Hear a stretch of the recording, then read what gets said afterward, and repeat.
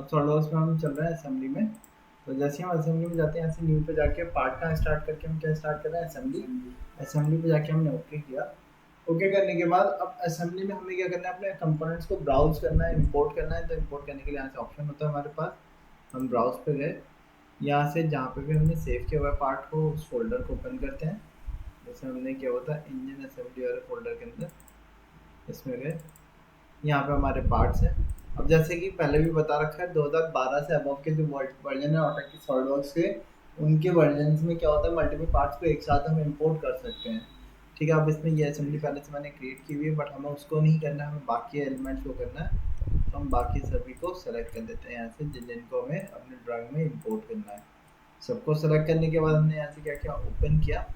Open करने के बाद मैंने यहाँ पे वन बाय वन प्लेस करना स्टार्ट किया। जब हम प्लेस करेंगे तो क्या होता है, जो सबसे पहला कंपोनेंट वहाँ पे बाय नेम होता है, तो यहाँ पे बाय नेम एडजस्टमेंट रहता है। तो सबसे पहला कंपोनेंट कैम शाफ्ट था, तो CAM था, तो कैम सबसे पहले आ रहा है। जब हम इंपोर्ट करते हैं तो उस टाइम हम क्या बता रखा है, टैब की से क्या कर सकते हैं, इसकी रोटेशन को चेंज कर सकते हैं। टैब से ना हो रहा हो तो यहाँ पे XYZ 3 कोऑर्डिनेट सिस्टम दे रखे हैं, यहाँ से भी हम चेंज कर सकते हैं। तो हमने फर्स्ट को सेटअप कर दिया। अब इसको मुझे वर्टिकल सेटअप करना है, तो वर्टिकल सेटअप नहीं हो पा रहा अभी है, तो इसके लिए मुझे क्या करना होगा, यहाँ से एक्सेस बताना होगा, जिस एक्सेस के बाद मैंने इसको रोटेट करना होगा। यहाँ से हम बता सकते हैं, हमने इसको वर्टिकल में रख दिया। क्रैंक शाफ्ट भी हमने यहाँ पे सेटअप कर दी। ठीक है, अब सिलेंडर ब्लॉक भी हमने सेटअप कर दिया, और सिलेंडर की हेड भी हमने सेटअप कर दिया। ये आपकी गर्जन पिन आ गई, नीचे ऑयल पैन आ गया हमारा, देन पिस्टन आ गया, और ये लास्ट में हमारा वेल्व आ गया। आगे सारे कंपोनेंट। अब इनको असेंबल करना है। असेंबल करने से पहले हमें क्या करना पड़ेगा, जो हमारा कैम शाफ्ट है उसको हमें फ्लोट करना पड़ेगा, क्योंकि कैम का तो काम ही रोटेशन देना है, इसलिए कैम को फ्लोटिंग होना चाहिए। बाकी कंपोनेंट जो है वो हमारे अभी क्या है, फिक्स्ड है, वो सारे फ्लोटिंग है। उनको असेंबल करने के लिए किसी न किसी एक बॉडी पे असेंबल करना होगा हमें, तो किसी न किसी एक पार्ट को हमें क्या करना होगा, फिक्स करना होगा। अब किसको फिक्स किया जा सकता है, ऑयल पैन सबसे बॉटम मोस्ट कंपोनेंट रहेगा, या तो ऑयल पैन को कर सकते हैं, या आप इसको भी कर सकते हो। मैं ऑयल पैन को लेके चल रहा हूँ, मैंने ऑयल पैन को राइट क्लिक करके क्या कर दिया, फिक्स कर दिया। अब इस पे सबसे पहले क्या चीज़ सेटअप होगी भाई, सबसे पहले ये इसके ऊपर लाके हम अटैच कर देते हैं, या सबसे पहले हम क्या करते हैं, क्रैंक शाफ्ट को इस पे अटैचमेंट दे देते हैं, क्योंकि सबसे बॉटम में क्रैंक शाफ्ट ही तो अटैच रहेगी। तो इसको करने के लिए हमने क्या किया, इसके राउंड सिलेंड्रिकल हब को इसके सिलेंड्रिकल हब के साथ कौन सा मेट लगा दिया हमने, कंसेंट्रिक मेट। अब आप देख सकते हो कंसेंट्रिक मेट लग गया, तो एक्सेस तो उसकी एक डिफाइन हो गई है, लेकिन अभी रोटरी डिग्री ऑफ फ्रीडम उसकी फ्री है। उसके साथ साथ अभी एक ट्रांसलेटरी भी फ्री है, हमें ट्रांसलेटरी को फिक्स करना होगा, बट फिक्स अभी हम नहीं कर पाएंगे प्रॉपर्ली, हमें नहीं पता चलेगा, तो मैं उसको कर भी नहीं रहा हूँ, रैंडम छोड़ देता हूँ। अब इसके ऊपर कौन सा कंपोनेंट जाके अटैच होना है, सिलेंडर ब्लॉक। सिलेंडर ब्लॉक की भी हमारी क्या हो रही है, इसके सरफेसेस आ रही है, हमने इन दोनों को कंसेंट्रिक कर दिया। तो अब आप देखोगे इनकी भी एक्सेस सेम हो गई है। ठीक, ये वाला फेस इस फेस के साथ मैंने इसको कोइंसाइड भी कर दिया, तो उससे टच हो गया। लेकिन अभी इसमें प्रॉब्लम क्या है, देख सकते हैं रोटरी डिग्री ऑफ फ्रीडम इसमें अभी भी है। अब उसको सेटअप करने के लिए क्या किया जा सकता है, या तो इसके बॉटम सरफेस को इसके ये वाले सरफेस पे कोइंसाइड कर दिया जाए तो भी सेटअप हो सकता है, या इन दोनों सरफेस को कोइंसाइड कर दिया जाए तो भी वही बात कटेगी। तो जो भी प्रोसेस आपको लगाना वो आप दे सकते हो यहाँ से। सर यहाँ पे पिक करने के बाद हॉरिजॉन्टल से वर्टिकल कोई कंपोनेंट्स करना पड़ेगा, तो वो भी हॉरिजॉन्टल से वर्टिकल किसको करना पड़ेगा, मतलब जैसे इसको करना है इस टाइम, जैसे पिक करते समय सर आइडिया नहीं लगा किस चीज़ का, क्यों अंदर चला गया या बाहर चला गया। नहीं सर, जैसे ये आप हॉरिजॉन्टल हो गया ना, हाँ, अगर वर्टिकल करना है अब करना है तो रखते अगर समय सर हाँ मुझे रखते नहीं समय नहीं याद रहा, तो अब यहाँ पे आपके पास मूव टूल होता है, इसके नीचे यहाँ पे रोटेट कंपोनेंट होता है, आप यहाँ से भी इसको रोटेशन दे सकते हो चाहो। ठीक है, अगर किसी का अलाइनमेंट खराब हो जाए तो यहाँ से मूव टूल लगा के आप उसको रोटेट कर दो बस। अच्छा, मैं क्या कर रहा हूँ, मैंने इसके बॉटम सरफेस पे इसके सरफेस को कोइंसाइड कर दिया। अच्छा, अब इसके ऊपर ये भी अटैच कर देते हैं। इसको अटैचमेंट देने के लिए इसके बॉटम सरफेस को इसके टॉप फेस के ऊपर कोइंसाइड कर दिया हमने, देन ये वाला फेस इस फेस के साथ कोइंसाइड कर दिया, देन ये वाली एज जो है इसको ये वाली एज के साथ कोइंसाइड कर देना। तो आप देखोगे ये भी फिक्स हो चुका है, ये भी आपका फिक्स्ड है, ये तो फिक्स है ही है। अब इसके अंदर हमें क्या सेटअप करना है, पिस्टन की अरेंजमेंट करनी है। तो पहले पिस्टन को अरेंज कर लेते हैं अपने आप पहले। तो पिस्टन के अंदर यहाँ पे आपके क्या रहेगी, गजन पिन आएगी। तो हमने इन दोनों को कंसेंट्रिक मेट लगा दिया। अब गजन पिन का ये वाला फ्लैट सरफेस, इस फ्लैट सरफेस पे हमने कोइंसाइड कर दिया, ये भी आ गया। इसके अंदर क्या चीज़ जानी है हमारी, कनेक्टिंग रॉड। तो इसके सिलेंड्रिकल हब को इसके सिलेंड्रिकल हब के साथ कंसेंट्रिक मेट हमने लगा दिया।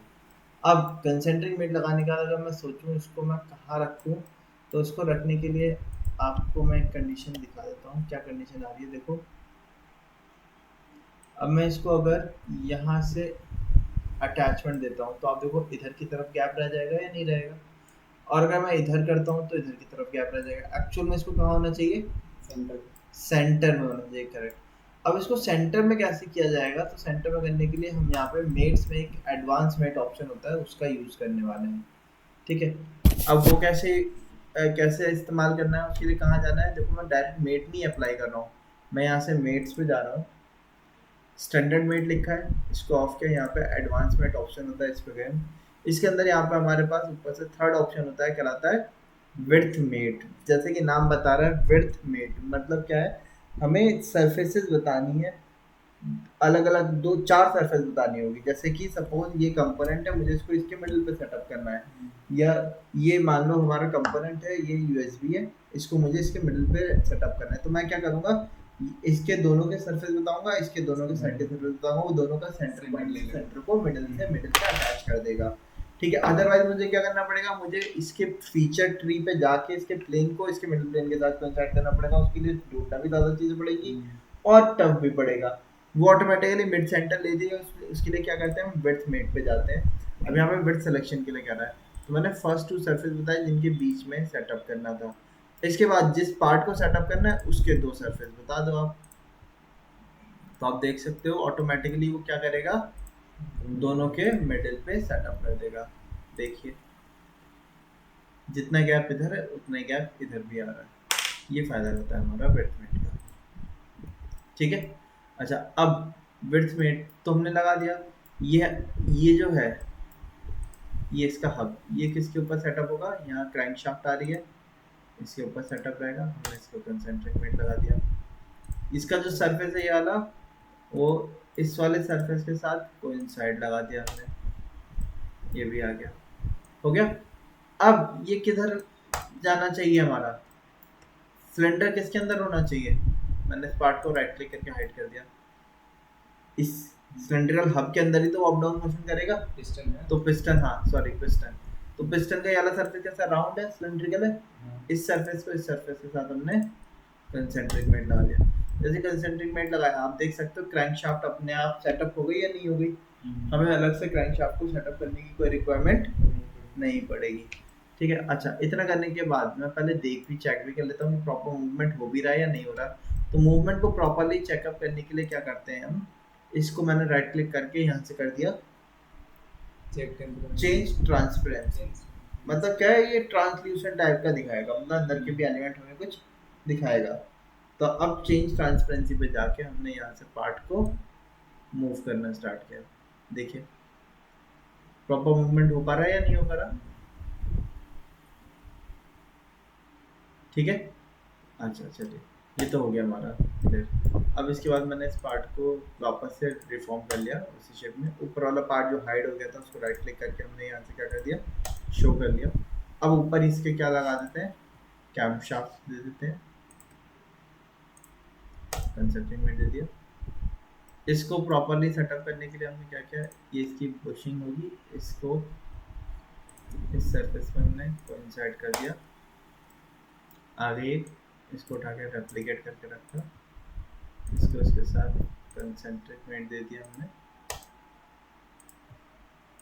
दोनों सरफेस को आपस में कोइंसाइड कर दिया। अच्छा अब इसमें क्या रह गया हमारा अटैच करने से, वॉल रह गया। वॉल्व हमारा कहाँ जाएगा उसको भी हम देख लेते हैं। वॉल्व किसके अंदर लगेगा हमारा, ये जो होल दिख रहे हैं इस होल के अंदर वॉल्व आना है। ठीक है, तो सबसे पहले हमने क्या किया, इस होल के सिलेंड्रिकल सरफेस को सिलेक्ट किया और वॉल्व के ये वाले सिलेंड्रिकल सरफेस को सिलेक्ट किया, दोनों को आपस में क्या दे दिया हमने, कंसेंट्रिक मेट। अच्छा, अब मैं इसको अंदर पुश कर देता हूँ। मैंने इसको वॉल्व में कुछ चेंजेस किए ड्राइंग के रेस्पेक्ट में, आप देख सकते हो मैंने ऊपर भी एक सिलेंडर टाइप का शेप बनाया हुआ है। आपको जो ड्राइंग में वॉल दे रखा है ऊपर से बिल्कुल फ्लैट है। जी ठीक है, ये मैंने सरफेस इसलिए दिया हुआ है क्योंकि यहाँ पे वॉल्व के ऊपर एक मैकेनिज्म लगता है। ये हमारी क्या है, कैम शाफ्ट है। ये वॉल्व क्या होता है, कैम के रेस्पेक्ट में अटैच होता है या नहीं होता, होगा ना। तो कैम के रेस्पेक्ट में अटैच होगा, इसीलिए हमें क्या करना होता है, यहाँ पे एक मैकेनिज्म लगता है जो कि कहलाता है cam follower mechanism. Cam follow valve क्या करता है, कैम को ही तो फॉलो करता है ना, उसको हम क्या कहते हैं, cam follower mechanism. Actual life में इसमें क्या होता है, स्प्रिंग का यूज किया जाता है। वो स्प्रिंग क्या करता है, वो उसको वापस से ऊपर फेंक देता है। ठीक है, तो वॉल्व टाइमिंग के लिए। लेकिन यहाँ पे हमारा स्प्रिंग नहीं देंगे हम यहाँ पे कैम फॉलोअर मैकेनिज्म लगा सकते हैं डायरेक्ट। कैसे, वो हमारा मैकेनिकल मेट का पार्ट रहता है। मेट्स पे गए हम, कैम फॉलोअर मैकेनिज्म लगाने से पहले अभी आप देखोगे कहीं पे भी रोटेट कर सकता है। तो इसके रोटेशन को लॉक करने के लिए मैंने इन दोनों सरफेस को सिलेक्ट किया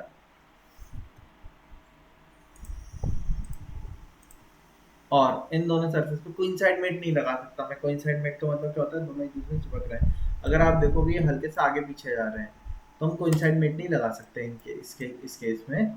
तो इस केस में हम क्या लगाते हैं, दोनों सरफेस को हमने सेलेक्ट किया और यहाँ से हमने दे दिया पैरेलल मेट। तो पैरेलल मेट से क्या हो गया, क्योंकि देख सकते हो दोनों के बीच में डिफरेंस है इस वजह से। ठीक है, पैरेलल मेट लग गया।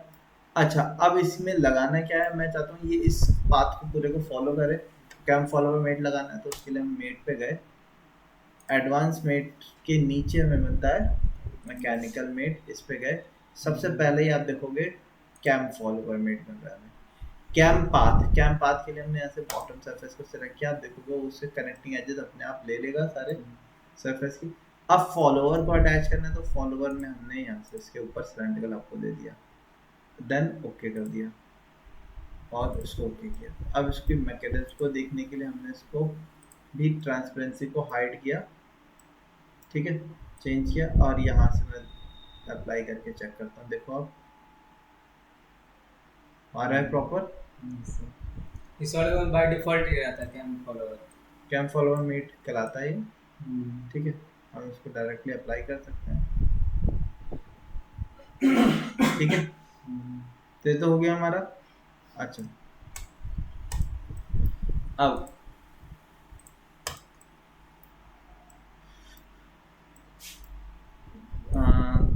इसको ऊपर कर देते हैं, इसको बॉटम में पुश कर देते हैं। ठीक है, अच्छा ऐसे ही मुझे एक और चाहिए तो मैंने इसको रेप्लिकेट करके कॉपी करके दे रखा। इसको क्या कर दिया, इसके सिलेंड्रिकल हब को ये वाले सिलेंड्रिकल हब के साथ कंसेंट्रिक मेट लगा दिया। अब वो कहाँ चला गया, अंदर चला गया, दिख नहीं पा रहा हमें। ठीक है, तो उसको देखने के लिए हम क्या कर सकते हैं, हम चाहें तो पहले पार्ट को हाइड कर दें। ये आ गया हमारा कंपोनेंट। ठीक, अब इसके लिए भी वही सेम प्रोसेस, दोनों को सेलेक्ट करके क्या कर दिया, parallel mate. And parallel mate देने के बाद मेट पे गए। कौन से मेट पे गए थे हम, mechanical mate. Cam follower mate को ऑन किया, कैम पाथ दिया, फॉलोवर में ये दे दिया। सर अगर एक दूसरे का अपोजिट दे तो नीचे का कैम दे दो, ऊपर फॉलोवर दे दे तो फॉलोवर तो ऊपर वाला ही होगा ना। तो सॉरी, फॉलोवर तो यही हुआ, कैम तो यही होगी ना। यही तो है हमारी कैम शाफ्ट। जी जी, फॉलोवर तो नीचे वाला नहीं लेगा ना। नहीं, ठीक है, तो आप देख सकते हो मैंने इसको बॉटम, इसको जब ये टॉप में तब इसकी पोजीशनिंग बॉटम में रखी है। क्यों, क्योंकि एक इनलेट वॉल होता है और एक आउटलेट वॉल होता है। जब इनलेट खुलता है तो आउटलेट बंद होता है, आउटलेट खुलता है तो इनलेट बंद रहता है। तो इस वजह से मैंने दोनों की वॉल टाइमिंग को अलग अलग रखा है। लेकिन अभी भी अगर मैं किसी कंपोनेंट को अगर मूव भी करता हूँ, जैसे कि मैं यहाँ से मूव कर रहा हूँ, तो आप देखो कैम मूव और क्रैंक मूव हो रही है, क्रैंक मूव हो रही है तो कनेक्टिंग रॉड मूव हो रही है, कनेक्टिंग रॉड मूव हो रही है तो पिस्टन अप डाउन मूव कर रहा है। लेकिन इसका मोशन क्या एक्चुअल में ऊपर वाली जो हमारी कैम शाफ्ट है उससे कनेक्टेड है, नहीं है।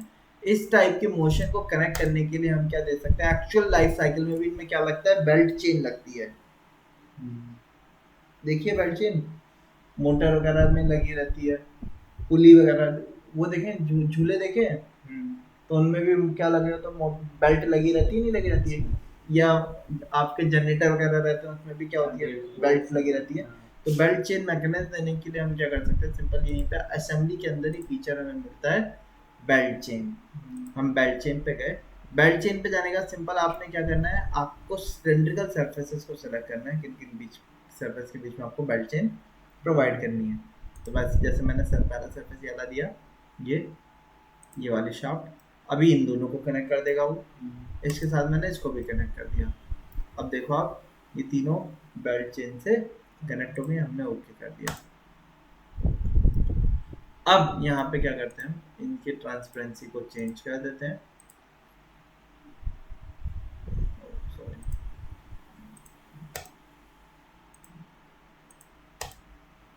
ठीक। और यहाँ पे मैं इसको मूव कर रहा हूँ, आप देख सकते हो खुद।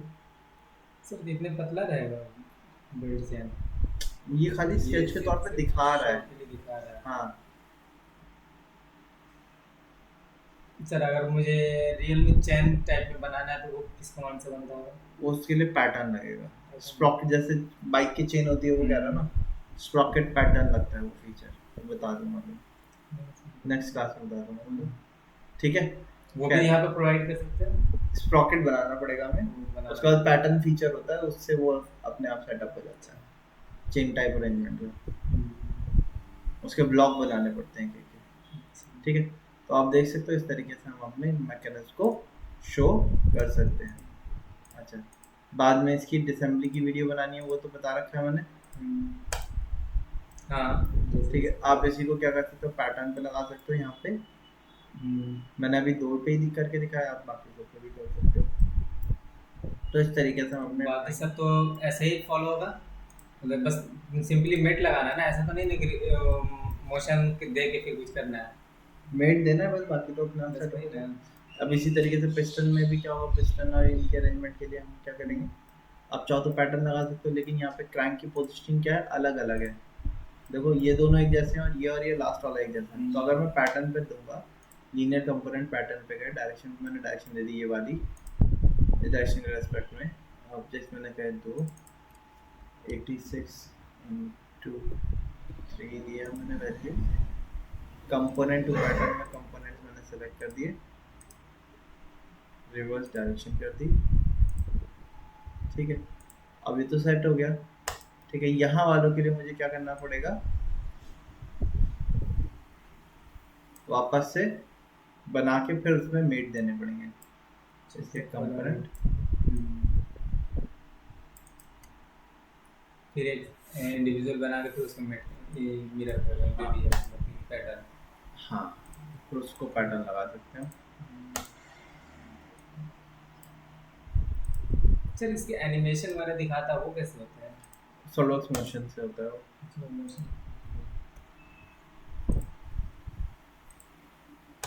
इसमें दे सकते हैं सर, इसमें दे सॉलिडवर्क्स मोशन का टूल रहता है, उससे हम दे सकते हैं। तो उसमें टाइम लगता है क्या सीखने में? वो नहीं, टाइम तो नहीं लगता, 1-2 क्लास में हो जाएगा वो मोशन। सॉलिडवर्क्स मोशन 3 से 4 क्लास में हो जाता है। अच्छा, तो लास्ट में वो भी देख लेंगे।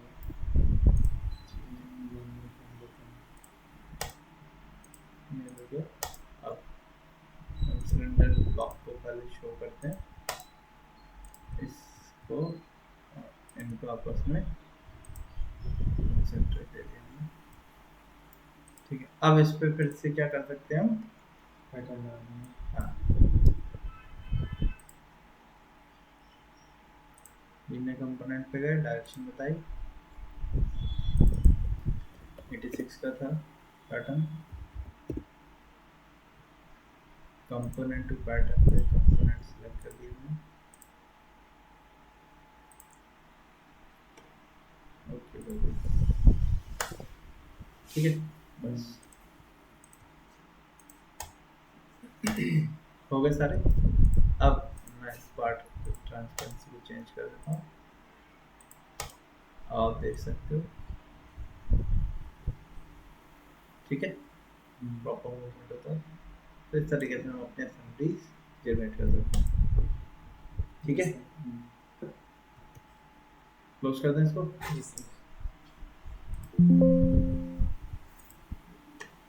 अच्छा, अब जैसे हमने असेंबली बना ली है, मुझे किसी को ड्राइंग देनी है या कोई पार्ट बना दिया है उसकी ड्राइंग देनी है मुझे किसी को।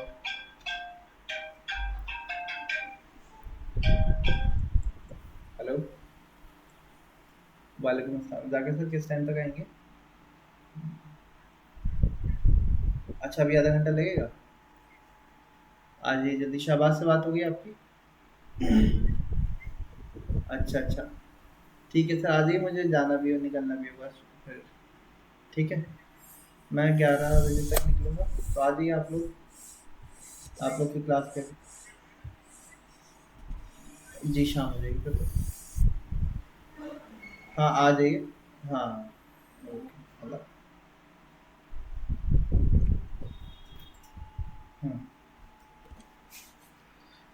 अच्छा, अब हमने कोई कंपोनेंट बना दिया, असेंबली बना ली है या ड्राइंग बना लिया, मुझे उसकी डिटेलिंग करनी है। तो पहले मैं कंपोनेंट्स वाले से बता देता हूँ, ठीक है, उसके बाद बाकी चीज़ों को भी बता देंगे। जैसे कि मान लो ये मेरा पार्ट है, इसी मुझे क्या करनी है, ड्राइंग बनानी है। तो ड्राइंग बनाने के लिए हम क्या करेंगे, हमने पार्ट ओपन किया, दो तरीके हैं, या तो आप जैसे न्यू पे जाते हो ना, न्यू पे जाते ही आप क्या कर सकते हो, तो ड्राइंग दे सकते हो, या जो कंपोनेंट आपका ओपन है आप वहीं से फाइल पे जाओ और यहाँ पे ऑप्शन होता है मेक ड्राइंग फ्रॉम पार्ट पे चले जाओ। मेक ड्राइंग फ्रॉम पार्ट पे जाएंगे हम, तो यहाँ पे ड्राइंग के फॉर्मेट पूछेगा वो, किस पेपर साइज की ड्राइंग पे आपको क्रिएट करना है। मतलब A4 है, A3 है, A2 है, A1 है, वो पेपर साइज आप यहाँ से सेलेक्ट कर लो। तो सपोज मेरा A4 पेपर मुझे करना है, तो मैंने A4 ले लिया। इसमें टाइटल बॉक्स बनाया आता है, बनाने की ज़रूरत नहीं पड़ती है, ठीक है। जैसे कैड में हमें बना के रखना पड़ता था अपना, इसमें हमें बनाया मिलता है। अच्छा, दूसरा क्या होता है कि आप अपना भी इसमें बना के सेव भी कर सकते हो। जैसे ऑटोकैड में हमने एट्रीब्यूट के साथ पढ़ा था ना टाइटल बॉक्स बनाने, ठीक है, वो आप चाहो तो वो काम भी कर सकते हो। इसमें भी एट्रीब्यूट होते हैं? एट्रीब्यूट्स नहीं होते इसमें, काम वही रहता है पूरा, ठीक है। हम इसको बाद में इंपोर्ट भी कर सकते हैं ऑटोकैड में। तो पहले तो पेपर साइज सेलेक्ट किया हमने। अब पेपर साइज के बाद यहाँ पे आप देखोगे कस्टम शीट साइज भी ऑप्शन रहता है, मतलब अगर शीट मुझे साइज कस्टमाइज करनी है तो कस्टम शीट साइज पे भी हम कर सकते हैं। फिलहाल तो हम A4 पे ही लेते हैं, क्योंकि मैक्सिमम ज़्यादातर A4 पे ही या A3 पे निकलते हैं। आपके यहाँ भी या तो A4 यूज़ हो रहा होगा या A3 भी यूज़ हो रहा होगा, ठीक है। टाइटल बॉक्स पूरा बना बनाया मिलता है। जब मैं मेक ड्राइंग फ्रॉम पार्ट करता हूँ, तो यहाँ साइड में उसके क्या कर दिखाता है, मुझे अलग अलग व्यूज़ दिखा देता है। अब जो सा व्यू आपको रखना हो वो आप यहाँ से सेलेक्ट कर लिएगा। जैसे मैंने क्या किया, मैंने कहा लेफ्ट साइड व्यू पे मैंने क्लिक करके यहाँ पे इसको ड्रॉप कर दिया, तो मुझे ये कौन सा व्यू मिल रहा है, लेफ्ट साइड व्यू। अगर आपको ड्राइंग याद हो तो ड्राइंग में मैं इसका जब मैं इसको मूव करूँगा पार्ट में, एक व्यू रखने के बाद जिस डायरेक्शन में मूव करूँगा उस डायरेक्शन में उसको क्या दिखाएगा, वो व्यू दिखा देगा। अगर आपको इसकी ड्राइंग याद है, ये टॉप व्यू इसका इस तरीके से रोटेट होके आया हुआ था, ऐसे वर्टिकल में नहीं था। अगर आप एंगल पे लेके जाओगे तो आइसोमेट्रिक व्यू दिखाएगा, ऊपर लेके जाऊंगा तो टॉप व्यू दिखाएगा, लेफ्ट में लेके जाऊंगा तो left side view, right side लेके जाऊंगा राइट साइड व्यू, बॉटम में लेके जाऊंगा तो बॉटम व्यू। खैर मैंने यहाँ से इसको उठा के साइड में रख दिया, तो ताकि हमारा क्या आ जाए, एक आइसोमेट्रिक व्यू जनरेट होके आ जाए। मैंने इसको साइड में रख दिया। आइसोमेट्रिक व्यू हमेशा एंगल पे दिखाएगा। अच्छा, अब इसके बाद क्या करना है, इसका मुझे सेक्शन, यहाँ पे अगर आपको ड्राइंग याद हो, मैं ड्राइंग ओपन कर लेता हूँ तब ज़्यादा बेटर क्लियर समझ में आएगा।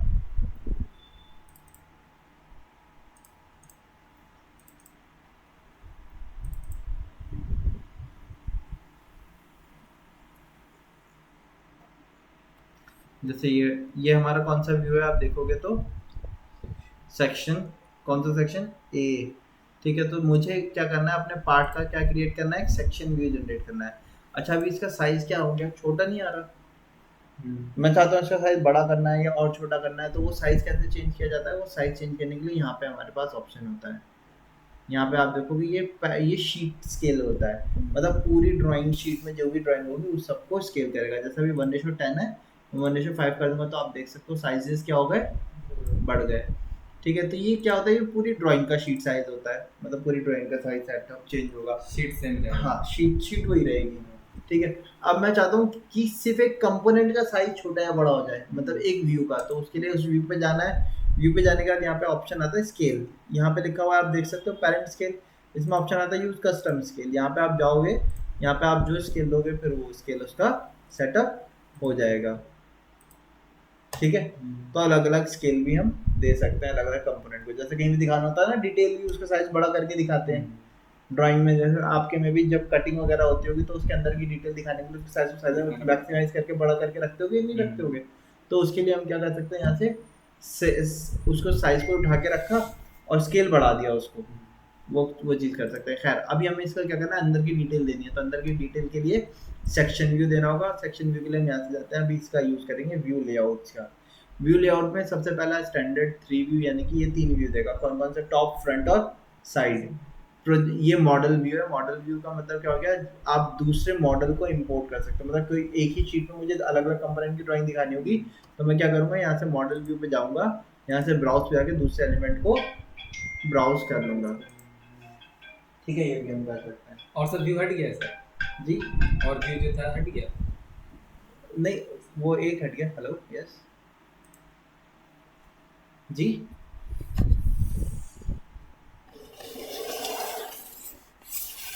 हाँ हाँ जी जी जी, करेक्ट। हाँ सर, सेंटर खुला हुआ है अभी। सर 11 बजे तक खुला हुआ है, लेकिन 11 बजे के बाद बंद हो जाएगा। ओके।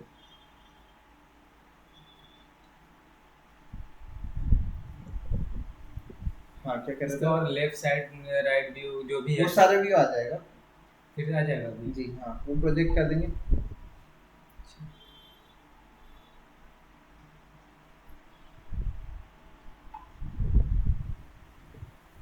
ये ट्राई किया था, हट गया था, फिर मैं देखे लग रहा है हट गया, फिर भी नहीं, करना पड़ेगा। जैसे कि मुझे इसका इसका दूसरा व्यू चाहिए, मैं इस पे जाऊंगा, हाँ। यहाँ पे ऑप्शन है प्रोजेक्शन व्यू का।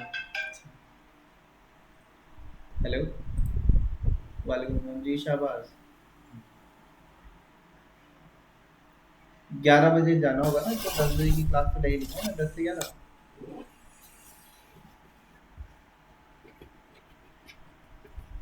क्यों क्लास के लिए नहीं आ रहे?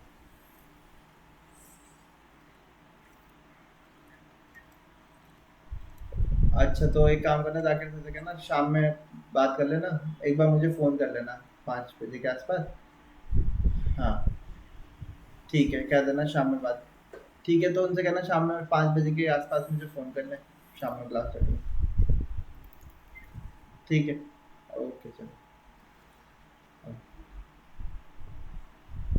हाँ जी, क्या कह रहे थे, देखो तो यहाँ पे ऑप्शन होता है हमारे पास प्रोजेक्शन व्यू का। इससे हम क्या कर सकते हैं, वापस से जो व्यू चला गया उसको प्रोजेक्ट करके वापस से ला सकते हैं। ठीक है, मैं अभी प्रोजेक्शन करने से पहले इसका क्या कर लेता हूँ, जैसे कि यहाँ पे हमारी ड्राइंग में दिखा रहा है कि सेक्शन व्यू दे रखा है, तो सेक्शन व्यू देखने के लिए क्या करना होगा, प्रोजेक्शन के बाद यहाँ पे आप देखोगे सेक्शन व्यू मिल रहा है।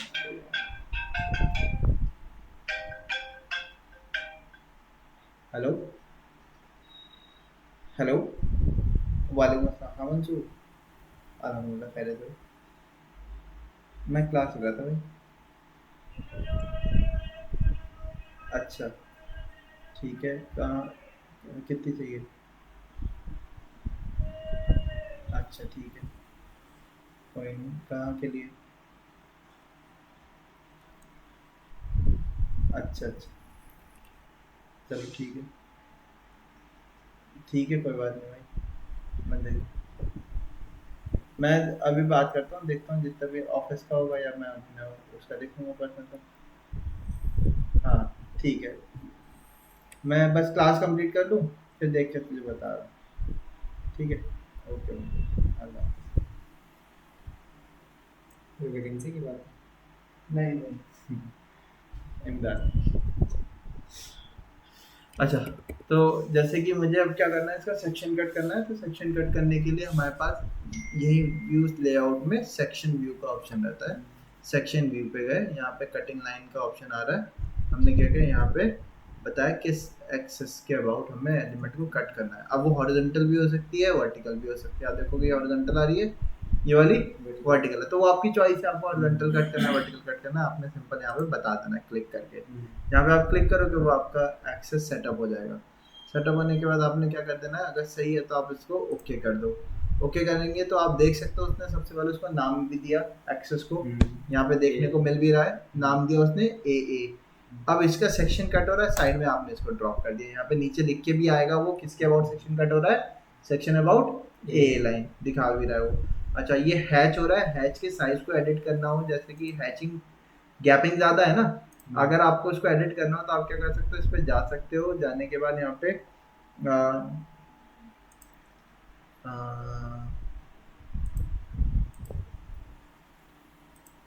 यहाँ से मटेरियल क्रॉस सेक्शन है, इसको आप ऑफ करो और यहाँ से आप इसको बता दो, तो वो क्या होगा देखो, हैच का पैटर्न आपको चेंज करना है तो वो भी यहाँ पे स्पेसिफाई कर सकते हो किस टाइप का पैटर्न आपको चाहिए।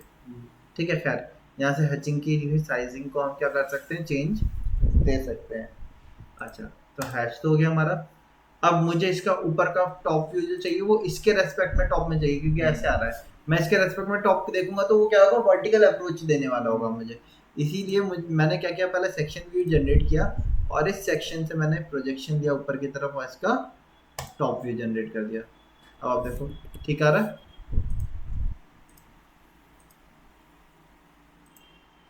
बताइए।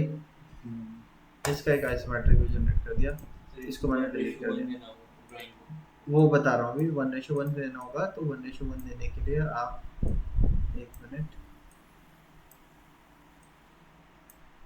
यहाँ से स्केल फैक्टर चेंज कर दो, 1:1 कर दो। खैर लेकिन इसमें नहीं करते हैं वो काम, ऑटो कैड में करते हैं, इसको इंपोर्ट एक्सपोर्ट कर देते हैं ऑटो कैड में, बाकी काम फिर उसमें करते हैं, जैसे कि 1:1 देना है। इंपोर्ट करने में साइज तो चेंज नहीं होता, वो अभी बता, वो भी इसी में ही करके दिखा दूंगा ना मैं आपको, इसीलिए वो टेंशन मत लो। इतना करने के बाद अब मुझे इसको क्या करना है, जैसे यहाँ पे अगर आपको व्यू याद हो, यहाँ कैसा व्यू था, अंदर की डिटेल भी तो दिख रही थी, अंदर की लाइन दिख रही थी, इसमें दिख रही है हमें नहीं दिख रही। तो वो करने के लिए क्या करते हैं, व्यू को क्लिक किया हमने, यहाँ पे डिस्प्ले स्टाइल होता है, अगर मैं ये कर दूंगा तो इसमें क्या होगा, कलरफुल होकर दिखेगा, ये कर दूंगा तो खाली शेड होगा, एजेस नहीं दिखेंगी, ये करूंगा तो खाली आउटर का वायर फ्रेम दिखेगा, ये करूंगा तो अंदर की सॉलिड लाइंस के तौर पे दिखाएगा, और ये वाला करूंगा तो जो हिडन होगा उसको डॉट लाइन से रिप्रेजेंट करेगा, क्योंकि इसी से सारे जनरेटेड थे, ये इसका प्रोजेक्शन ये था, इसका प्रोजेक्शन ये था, इसका प्रोजेक्शन ये था, तो अगर मैं एक में चेंज कर रहा हूँ मुझे सभी में वो चेंजेस देखने को मिल रहे हैं। लेकिन मैं यहाँ पे चाहता हूँ मुझे यहाँ पे क्या हो, यहाँ पे मैं चाहता हूँ कलरफुल होके दिखे, तो मैंने इस पर्टिकुलर व्यू को सेलेक्ट किया और यहाँ से इसको चेंज कर दिया, शेड विड्थ एडजस्ट को सेटअप कर दिया। मैं नहीं चाहता यहाँ पे हिडन व्यू दिखे, तो मैंने इसको क्लिक किया और इसको मैंने क्या किया, यहाँ से ये वाला कर दिया। ऊपर मैं चाहता हूँ हिडन व्यू मुझे दिखना है, तो मैंने इसको सेलेक्ट करके हिडन व्यू को ऑन कर दिया, जैसे कि यहाँ पे था हिडन व्यू दिखा रखा है ना, यहाँ नहीं है हिडन व्यू, तो वो चेंजेस करने के लिए हम यहाँ से इस तरीके से सेटअप कर सकते हैं। तो कोई भी कंपोनेंट है उसके व्यू जनरेट करना तो समझ में आ गया, प्रोजेक्शन से जनरेट कर लेंगे, सेक्शन कट है तो वो सेक्शन से जनरेट कर लेंगे। इतना करने के बाद अब क्या करना होता है, जैसे आपने पार्ट तो ऑटोकैड में ही बना रहे हो, बनाया था ना, उसके बाद उसको साइजिंग दिखाने के लिए डायमेंशन कमांड का यूज करना पड़ता था। अब उसमें कंफ्यूजन ये होता था बनाया कि किस साइज को लेके था, और बाद में डायमेंशन करते टाइम पता चला कोई डायमेंशन रह गई, भूल गए, कोई दिखाई कोई नहीं दिखाई। जैसे मैंने सर्किल टू सर्किल डिस्टेंस दिखानी थी, मुझे याद ही नहीं रहा, बनाया होगा तब तो सर्किल टू सर्किल डिस्टेंस देके बनाया होगा ना, एक को कॉपी करके दूसरी जगह रखा होगा, वो दिखाना भूल जाते हैं हम कई बार। लेकिन सॉलिडवर्क्स में क्या होता है, आसानी क्या है, जैसे कि अब मुझे इसकी साइजिंग दिखानी है, तो साइजिंग दिखाने के लिए स्केल से साइज पे कोई फर्क नहीं पड़ता, जैसे ये 1:10 है या 1:5 हो जाए या 1:1 हो जाए, साइज जो हमने बनाते टाइम दिया था वही साइज शो करता है, ये फायदा होता है सॉलिडवर्क्स का।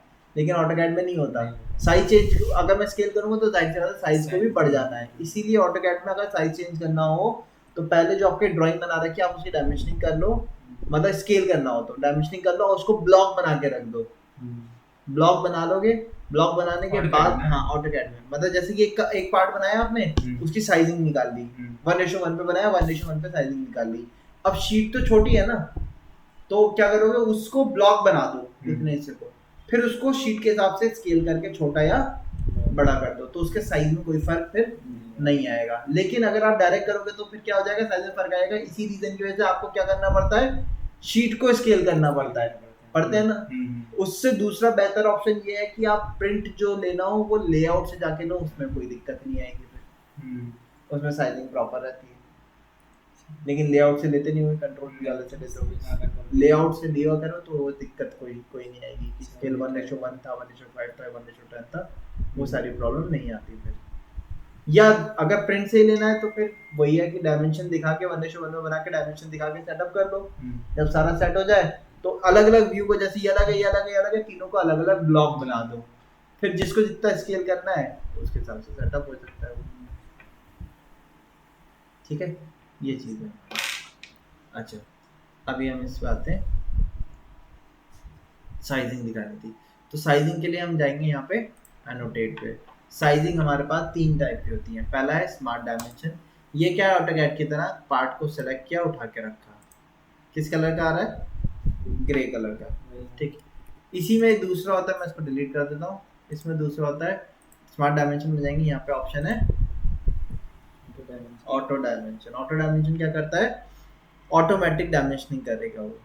ठीक है, तो वो डायमेंशन के लिए पॉइंट आप चाहते हैं यहाँ पे बता सकते हो आपको कहाँ देना है।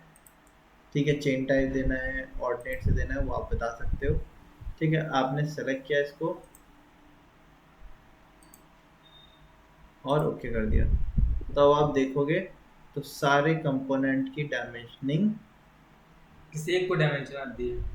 मैंने ऑटो डायमेंशनिंग किया, उस व्यू में जितने भी कंपोनेंट से पार्ट थे, जितनी भी डायमेंशन थी, सारी की सारी उसने रिप्रेजेंट कर दी। ठीक है, अब वो चेन टाइप रखनी है आपको, कैसी रखनी है ये आपकी चॉइस है। ठीक है, मतलब क्या है, जैसे कि मैं व्यू पे जाऊंगा और स्मार्ट डायमेंशन में ऑटो डायमेंशनिंग पे जाऊंगा, आपको चेन टाइप रखना है। चेन मतलब एक के बाद एक दूसरा। बेस लाइन का मतलब क्या हो गया, जो एक लाइन होगी उसके रेस्पेक्ट में ही वो सारी चीजें अरेंज कर देगा। अब देखो आप, एक बेस के रेस्पेक्ट में सारी डायमेंशन वहीं से सेटअप कर रहा है वो। होम में धोखे से ऊपर वाला व्यू कनेक्ट हो गया, तो ऊपर वाले व्यू की डायमेंशन दिखा दी उसने सारी जितनी भी थी। अब लेकिन ये तो हौच पौच हो जाएगा ना पूरा, इससे तो कोई प्रॉपर काम नहीं हो पाएगा हमारा, समझ में नहीं आएगा क्या चीज़ है क्या नहीं है। बताओ, हो पाएगा क्या प्रॉपर, नहीं। तो मैं जनरली क्या करता हूँ, मैं हमेशा जब भी डायमेंशनिंग का यूज़ करता हूँ, मैं कौन से इस्तेमाल करता हूँ, model item dimensioning. Model item dimensioning क्या है, जो फीचर बनाते टाइम हमने स्केच बनाया था, स्केच बनाते टाइम टाइम जो डायमेंशन दी थी, मैं चाहता हूँ वही डायमेंशंस अपने आप शो हो जाए। तो उसके लिए हमें क्रिएट करने की ज़रूरत नहीं, यहाँ पे ऑप्शन भी होता है, आपको एंटायर मॉडल चाहिए या सेलेक्टेड फीचर चाहिए, मतलब फीचर वाइज सेलेक्ट करना है, एंटायर मॉडल सेलेक्ट करना है। तो मैंने क्या किया, मैंने फीचर पे जाके इस एज को सेलेक्ट कर दिया। तो यहाँ पे आप देखोगे ये आउटर वाला जो स्केच बनाया था, इसकी जो जो डायमेंशन दी थी हमने, वो ऑटोमेटिकली जनरेट होके आ जाएंगी। ठीक है, अब इसका साइज अगर आपको लगता है बड़ा हो रहा है, नहीं आ पा रहा प्रॉपर, तो साइज को भी चेंज किया जा सकता है। कैसे, आप किसी भी एक को सेलेक्ट करो, नीचे जाओ, यहाँ पे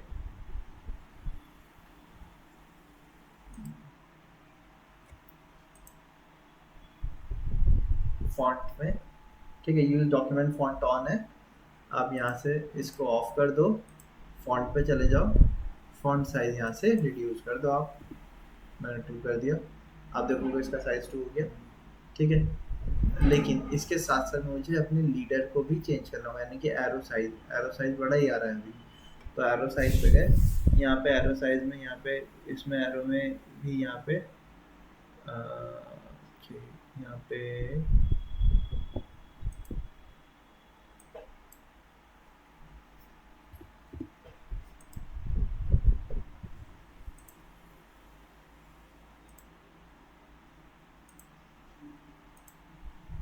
एरो टाइप तो यहाँ से हम चेंज कर सकते हैं, डॉक्यूमेंट डिस्प्ले ये तो नहीं।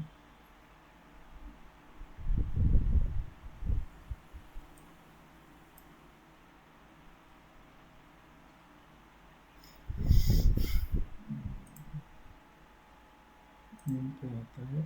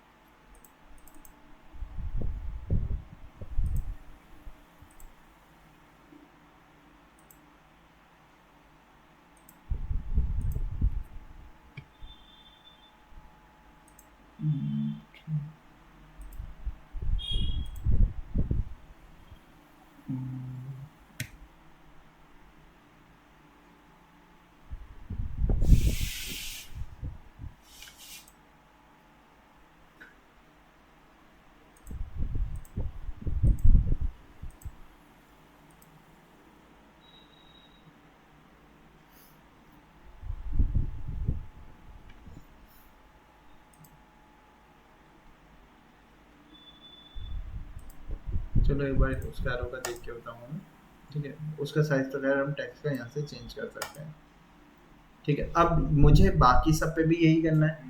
तो हम क्या करेंगे, जैसे ऑटोकैड में मैच प्रॉपर्टी होता था, आपने एक को सेलेक्ट किया, यहाँ पे ऑप्शन है फॉर्मेट प्रिंटर, और यहाँ से सबको सेलेक्ट कर दो आप।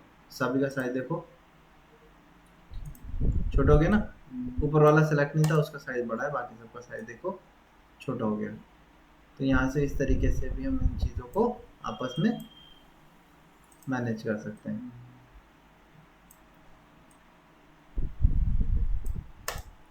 ठीक है,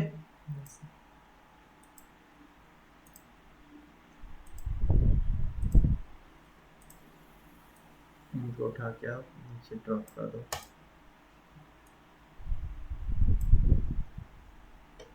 ठीक है, अच्छा अब मुझे इसकी करनी है, तो मैंने क्या किया, यहाँ पे गया, मॉडल आइटम पे गए, इसको सेलेक्ट कर दिया। तो आप देखो उसके एस्पेक्ट में दिखा देगा, सेंटर टू सेंटर डिस्टेंस 86 का, दोनों के बीच में डिस्टेंस। ठीक है, डेप्थ कितनी हो गई, डाया कितने का हो गया था, वो सारी डिटेल उसने यहाँ पे आप देखोगे दिखा दी टोटल है।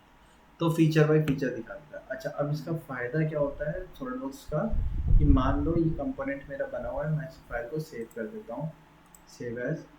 मैं अभी जो सेव करूँगा ये क्या है, DRW के फॉर्मेट में सेव हो रही है। DRW फॉर्मेट क्या हो गया, सॉलिडवर्क्स का फाइल फॉर्मेट हो गया ड्राइंग सेव करने का। ठीक है, .SLD DRW, ये किस चीज़ का फॉर्मेट है, जैसे पार्ट फाइल का था .SLD PRT, इसी तरीके से ड्राइंग का फॉर्मेट होता है .SLD DRW। अब इसको मैं सेव कर देता हूँ, सिलेंडर ब्लॉक 101 के नाम से मैंने इसको सेव कर दिया। ठीक, अब इसका डिफरेंस क्या होता है, जैसे कि यहाँ पे आप देखोगे, मैं स्मार्ट डायमेंशन जब रिप्रेजेंट कर रहा था, मैं किसी एज को सेलेक्ट कर रहा हूँ, तो यहाँ पे ये क्या किस कलर में आ रहा है, देखो ग्रे कलर में आ रहा है, और ये कैसा कलर में आ रहा है, ब्लैक में हाईलाइट होकर आ रहा है। इसका क्या डिफरेंस है, जैसे कि मान लो ये सर्किल का डाया कितना लिखा हुआ है, देखो मैंने इस पर डबल क्लिक किया, मैंने इसको कर दिया 40।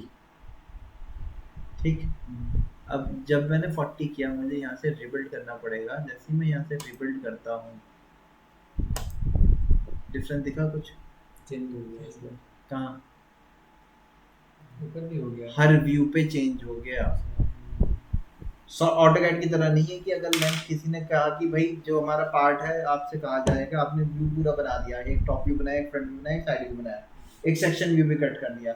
अब आपसे मान लो मोहसिन सर कहते हैं कि भाई इसकी लेंथ ज़्यादा है, इसकी 100 से 150 mm कर दो, तो क्या करना पड़ेगा, हर व्यू पे जाके चेंज करना पड़ेगा, नहीं पड़ेगा, पड़ेगा ना, स्ट्रेच करना पड़े या साइज चेंज करना पड़े, बनाना पड़े। लेकिन सॉलिडवर्क्स में क्या फ़ायदा रहता है कि आपने एक चेंज किया, और चेंज को जैसे ही एंटर करा, रिबिल्ड करने का ऑप्शन दिया, रिबिल्ड करा, रिबिल्ड करके क्या हुआ, वो चेंजेस सब जगह में दिख गए। अच्छा, सिर्फ यही चेंजेस नहीं दिखेंगे, मैं इसको सेव कर देता हूँ, मैंने इसको क्लोज कर दिया।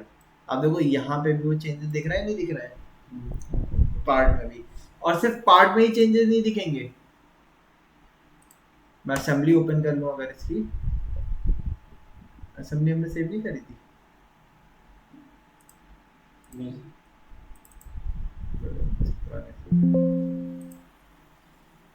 मैं इसकी असेंबली अगर ओपन कर लूँ, तो आप देखो असेंबली में भी चेंज होगा ही नहीं होगा।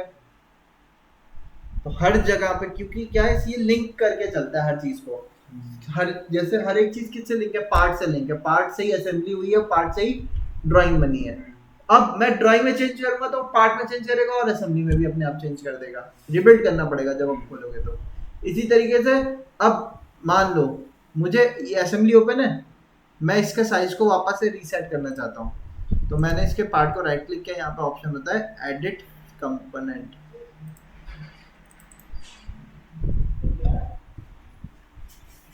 देखना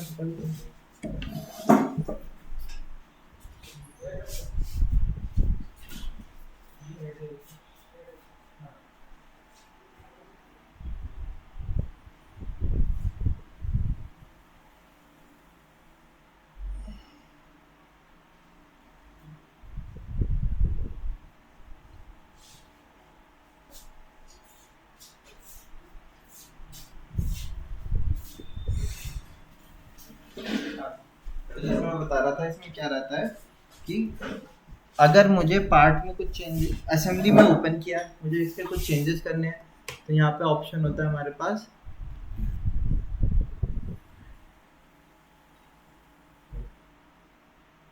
विंडो,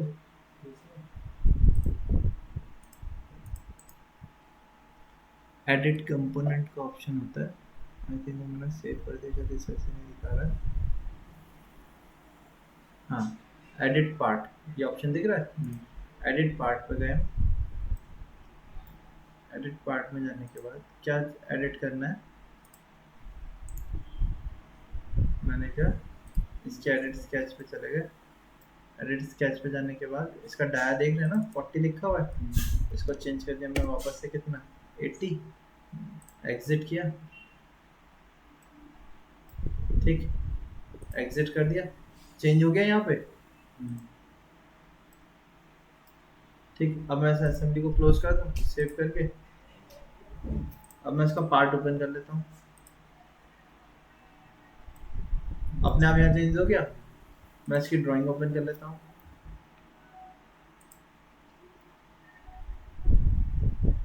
रिबिल्ड हो गया। तो एक जगह चेंज करेंगे, दूसरी जगह अपने आप को चेंजेस कर देगा, ये फायदा रहता है, ठीक है।